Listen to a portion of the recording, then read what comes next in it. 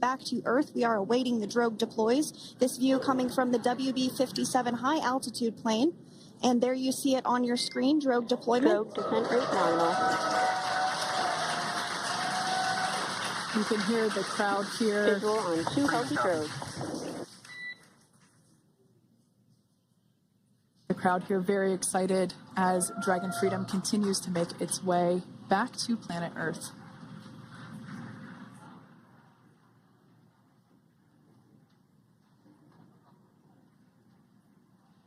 Next up, we'll stand by for the main deployment of the parachutes. The mains are quite a bit larger. You'll be able to notice the difference on your screen once they deploy, and they continue to ensure that the Dragon spacecraft slows down even further. As we mentioned, Freedom will be traveling 16 miles per hour when it splashes down off the coast of Tallahassee, Florida, here at 2:57 p.m. Pacific time this afternoon. And there we go. We have visual on 4 healthy mains. That view was from inside. Freedom copy. That view was from inside one of the buckets where the parachutes are located. So we see a great view there of the reefing on those parachutes. And as those main parachutes begin to inflate fully, 4 beautiful, healthy mains. Now awaiting visuals of Splashdown. Freedom, 1,000. We'll start to hear Commander Nick Hague. Copy, 1,000. As we heard right there, Commander Nick Hague will be calling out the altitude of the Dragon capsule from here on out. Landing in water is simpler and provides more margin against unlikely parachute issues. You can see those parachutes continuing to slow the Dragon capsule down. And if you're just joining us, you're looking at 800 meters. A live view of Crew 9, just minutes away from splashing down off the coast of Tallahassee, Florida. Splashdown 2 minutes from now at 2:57 p.m. Pacific. We do have 4 healthy mains really doing the job there. Just breathtaking views of a calm, glass-like ocean off the coast of Tallahassee, Florida. Crew 9 just minutes away from splashing down. This is really such an incredible shot. Copy, 600. That was a live view from our recovery vessel, Megan, which is stationed a couple miles away from the splashdown site. We can see the crew there using their restraints as resting places for their arms.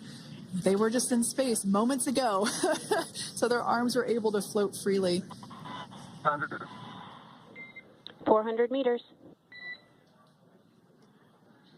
This is a gorgeous bluebird day here that we have for the splashdown of Crew 9.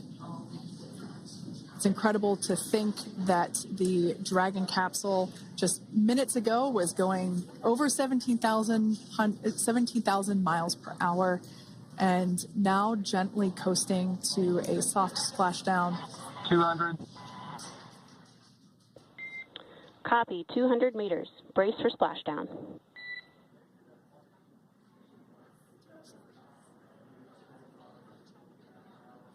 As you can see there on your screen, continuing to monitor progress of the Dragon spacecraft. And we're going to stand by for splashdown, located in the Gulf of America, off the coast of Tallahassee, Florida.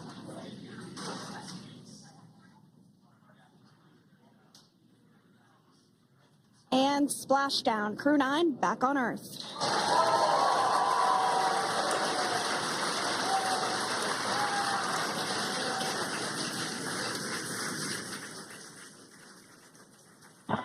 And SpaceX Freedom, splashdown. Good main release. Copy, splashdown. We see main chutes cut. Nick, Alex, Butch, Sunny, on behalf of SpaceX, welcome home.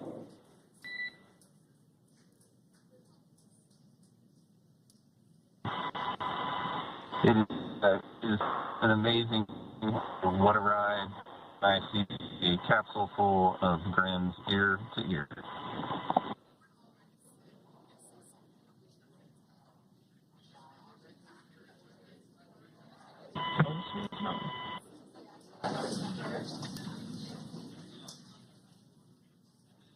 And as you can see on your screen, we have visual confirmation of splashdown.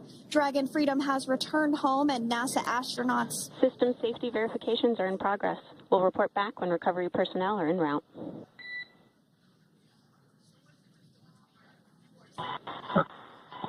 Understand. And, we're in section 2, 4.800 landing response. And looking for your words. I'm just going to, is necessary.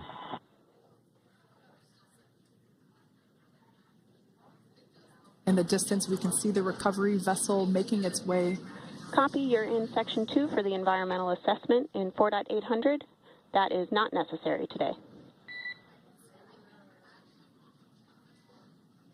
Understand. Raising button. So we will continue to have communications between the Corps and Nick Hague, the commander of Crew Dragon Freedom, which just splashed down 2 minutes ago off the coast of Tallahassee, Florida. Dragon Freedom has returned home with NASA astronauts Nick Hague, Sonny Williams, Butch Wilmore, and Roscosmos cosmonaut Alexander Gorbunoff. They're back on Earth after approximately 17 hours of a return journey from space.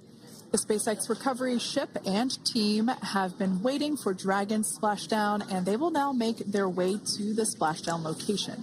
The teams have been ready and waiting about 3 nautical miles away, so it's going to take them about 30 minutes or so to make their way to SpaceX Freedom. Pretty sure we're in stable 1.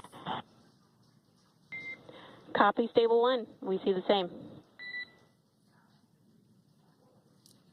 It's going to take about 30 minutes for the recovery team to make their way over to Nick, Sonny, Butch, and Alexander, who are still seated and secured inside that Dragon spacecraft there on your screen. Incredible views there of that thermal protection system, or TPS. That Dragon capsule was pristine, white color before it departed the station, and we can see how the reentry phase, the thermal protection system did its job. Now, if you're wondering what that hole, that bucket area is, that is underneath the side hatch. That is where the main parachutes were stored. So when we saw the Dragon capsule docked at station, it looked very different. The panel that protects and covers the main parachutes, that was still intact, as well as the panels that enclose where the drogue parachutes are located. We can see those fast Freedom. boats. SpaceX is go for recovery personnel to approach. Expect personnel alongside in the next few minutes. Freedom copies. We can see those fast boats. We weren't kidding when we said they were fast. While it does take about 30 minutes for the main recovery vessel to make its way over to the capsule, these fast boats will be doing a couple of things simultaneously. A couple of them are going to be working to retrieve the parachutes that you see in the background there of this drone shot. Those parachutes will be retrieved from the ocean surface. We want to make sure we are able to pull those out. The recovery vessel there closest to the spacecraft is going to be performing some safety checks. We can see there they're using an instrument that is basically working to detect if there are any hypergolic vapors or fumes that are still residing in and or around the Draco thruster nozzles or outlets. The hypergolic fuel, which is necessary for on-orbit burns to maneuver the spacecraft.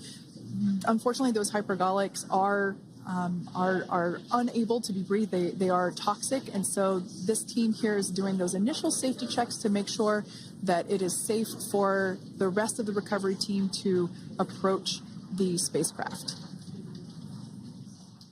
They're also checking to make sure that any residuals from the pyros are safe and are not going to cause any issues. We can see the team working their way around the spacecraft to do these these sniff tests on all of those Draco thrusters.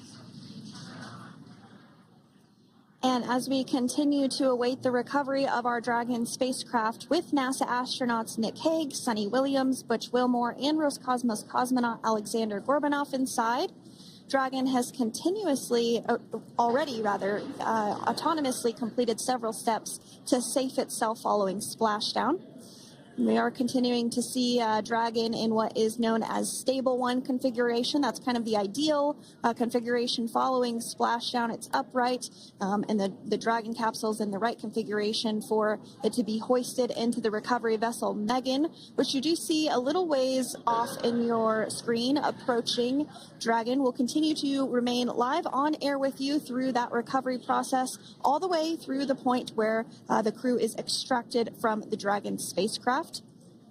Now, if you are just joining us, the mission has gone smoothly so far. Dragon successfully splashed down off the coast of Tallahassee, Florida at 2:57 p.m. Pacific, 5:57 p.m. Eastern Time this afternoon. Approximately 17 hours prior to splashdown, Dragon autonomously undocked from the International Space Station, completed a series of departure burns, jettisoned its trunk section, and performed its final burn, the deorbit burn. This placed the Dragon spacecraft on a trajectory toward Tallahassee, Florida. Dragon successfully re-entered the Earth's atmosphere, followed by deployment of its parachutes to slow the spacecraft down to a gentle splashdown. We're now going to follow the Freedom. Hypergol sweeps and unfired ordnance checks are nominal. Rigging is in progress. Approximately 25 minutes until capsule lift. Stand by for PMC with SpaceX flight surgeon.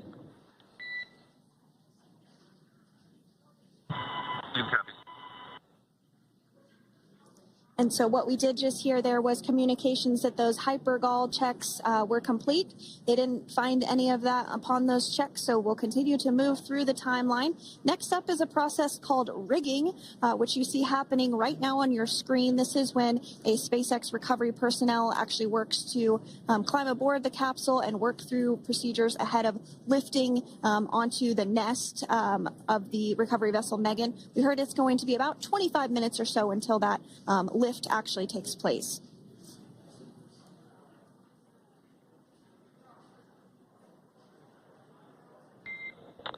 Okay, Freedom, the next call will be from the SpaceX flight surgeon on Dragon to Ground Private. Understand. Thank you. callouts there indicating that the crew will have the opportunity to do a quick check-in with the SpaceX flight surgeon. This is standard procedure for every Dragon spacecraft when it returns to Earth. It's just an initial check-in, make sure everybody is doing okay. They will also have another check-in with the flight surgeon once they are on board that recovery vessel that you see there in the background. We can now see that SpaceX recovery team member they're on top of the Dragon spacecraft. They are going to be working to install plugs in the Draco thrusters to ensure that none of those, and to ensure that no more